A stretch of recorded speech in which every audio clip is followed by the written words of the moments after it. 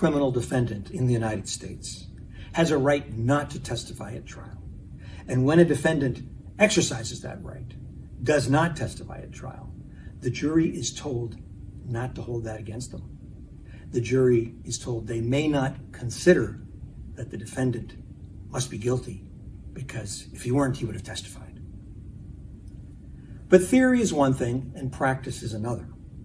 Scholars have studied this by comparing hundreds of cases, finding cases that are as similar to each other as possible.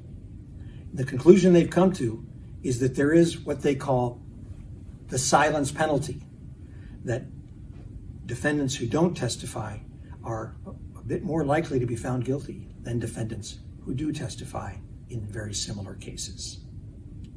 But that doesn't mean every defendant should testify. For some defendants, there's a very good reason not to. It could be something as simple as the defendant's personality.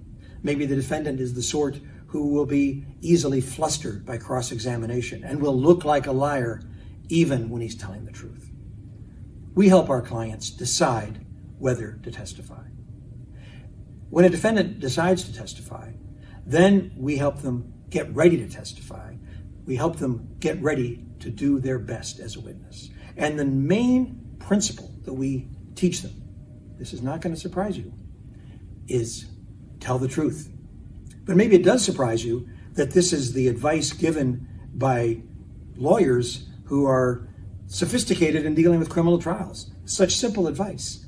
But actually, such simple advice is very hard to follow. When a person is under attack, the most severe attack they've ever been under in most cases, telling the truth doesn't come naturally. Being defensive comes naturally. Telling a version of the truth comes naturally. The version that makes them look as good as possible, that puts them in the best light possible. But jurors recognize that spin that a person can put on the truth. We have to guard against that. So we help people learn to tell the unvarnished truth.